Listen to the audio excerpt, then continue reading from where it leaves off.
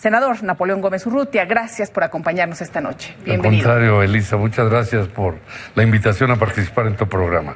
Antes que nada, pues veíamos ya primera asamblea. ¿Qué significa esto? ¿De qué tamaño es el gremio? Bueno, esta Confederación Internacional de Trabajadores la anunciamos, la creación, en el mes de febrero, sí. El 13 de febrero, un mes después, el 13 de marzo, exactamente un mes, teníamos ya registro, toma de nota. Y a partir de ahí, las solicitudes de admisión comenzaron a crecer enormemente, al grado de que en estos 8 meses y medio de que apenas se constituyó formalmente, bueno, ya tenemos más de 217 sindicatos nacionales afiliados a la nueva Confederación Internacional de Trabajadores, 19 federaciones nacionales, una confederación y más de 600,000 miembros en estos escasos 8 meses y medio. Y falta todavía hacer una labor intensa de organización y de afiliación, pero ha sido espontáneo. Y esto es muy interesante verlo porque refleja que había un vacío político sindical de trabajadores, de dirigentes que querían participar hacia una nueva organización más democrática, más moderna, más transparente como esta que yo represento. Vacío político sindical que no vacío de líderes sindicales. No, eso está lleno, pero el problema es que respondieran a las necesidades de los trabajadores, a la defensa de los derechos de los trabajadores y también pues con los compromisos de toda esta transformación que está sucediendo en el país. ¿Serás tú el próximo machuchón de los líderes sindicales en la 4T? Bueno, no lo hago esto porque busque tener el control sobre otras organizaciones o quitarle miembros o constituir algo, no.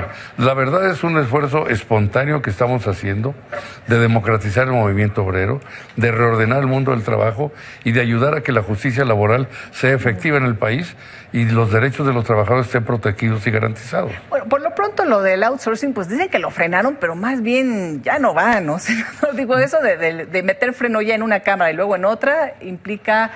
No, yo creo que sí va a ir de otra manera, sí, porque sí, se frenó, nosotros lo aprobamos, el Senado de la República en Comisiones Unidas de Trabajo y Previsión Social, que yo presido, y en la otra Comisión de Estudios Legislativos Segunda, y fue aprobada, y por unanimidad, y todas las senadoras y senadores participaron, y todos estuvieron a favor, y así se votó. 2 horas después nos enteramos que los coordinadores parlamentarios de los partidos de oposición se reunieron con el presidente de la Junta de Coordinación Política, que es de Morena, y entonces decidieron y mandaron una carta para que se pospusiera hasta que no se celebrara una reunión que les llamamos de Parlamento Abierto, que no son más que foros de consulta, de análisis y ya. ¿Y te parece bien el hecho de que se haga este Parlamento Abierto? Bueno, no tengo nada en contra de eso, lo único que digo, ya tuvimos uno. Cuando se aprobó la reforma laboral el 29 de abril, la nueva reforma laboral, se acordó celebrar un Parlamento Abierto y lo tuvimos en el mes de julio, 23, 24 y 25 de julio. Y todas las conclusiones donde participaron los empresarios, las cámaras empresariales, líderes sindicales, académicos especialistas. Y las conclusiones de estos 3 días de Parlamento están incorporadas incluso en el texto de esta iniciativa de ley. Entonces, ¿sí hay acuerdos? ¿Hay acuerdos para regular la subcontratación? Hay acuerdos entre algunos grupos parlamentarios, hay acuerdos entre senadores, hay acuerdos entre dirigentes obreros. Entre sindicatos, dirigentes obreros, empresarios, ¿están de acuerdo con lo que se presentó? ¿O hay algo en particular que les saltó y por eso dijeron no? Bueno, es que hay 2 tipos de outsourcing, y eso es o de subcontratación.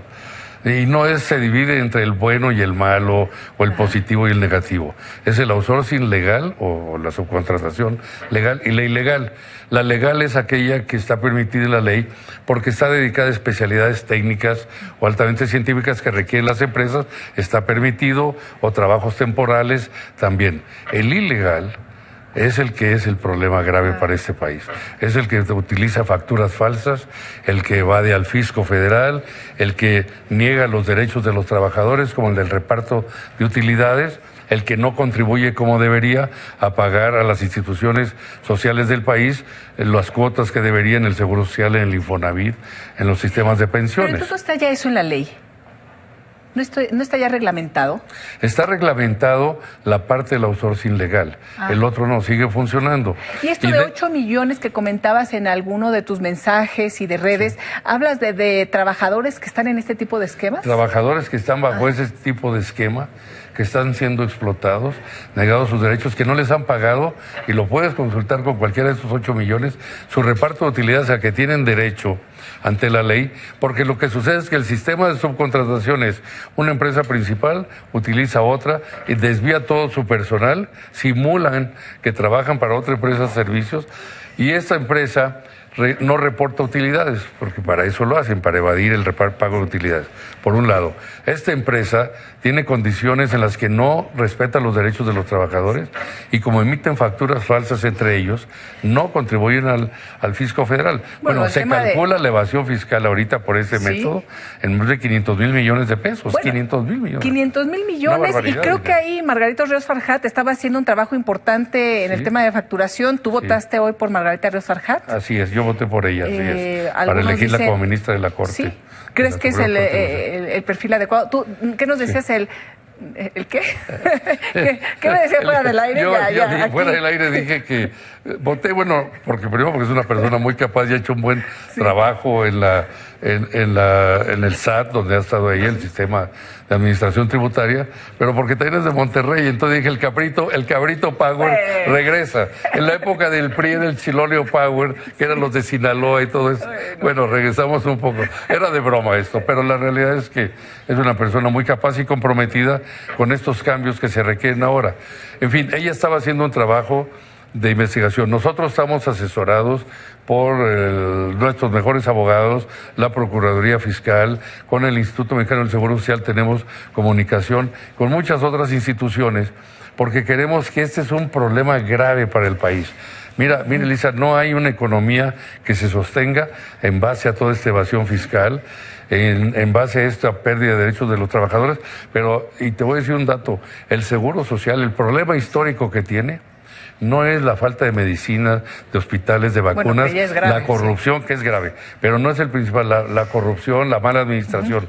No, el problema histórico de los seguros sociales es que no tienen los recursos, porque todos estos trabajadores que están bajo el sistema de outsourcing y estas empresas que los manejan no aportan lo que correspondería, y entonces van a seguir siempre en déficit, en crisis. Entonces es un círculo vicioso, porque no tienen para medicinas, para hospitales, porque no tienen recursos.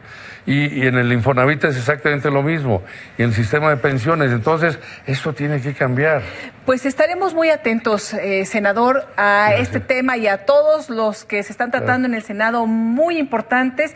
Y, por supuesto, escuchando todas las voces, ojalá podamos darle seguimiento a estos temas que también estás presidiendo. Muchísimas gracias. Al contrario, muchas gracias. Este tema va a continuar porque, desde luego, lo que va a suceder es que, si acaso se celebran estas reuniones, pues que se celebren, va a ser volver a escuchar las mismas opiniones en el mes de enero, y en el próximo periodo de sesiones en febrero, pues quizá llevarlo ya al Pleno del Senado de la República para que se apruebe y de ahí publicarlo y convertirlo en ley. Lo otro es que lo que hoy mencionó el presidente Andrés Manuel López Obrador, que se haga una consulta ciudadana, a ver quién está a favor y en contra del outsourcing. Yo estoy totalmente de acuerdo que se haga una consulta ciudadana. Bueno, gracias, senador. Al contrario, seguimos platicando. Gracias por invitarme a tu programa. Muchas gracias. Una pausa y volvemos.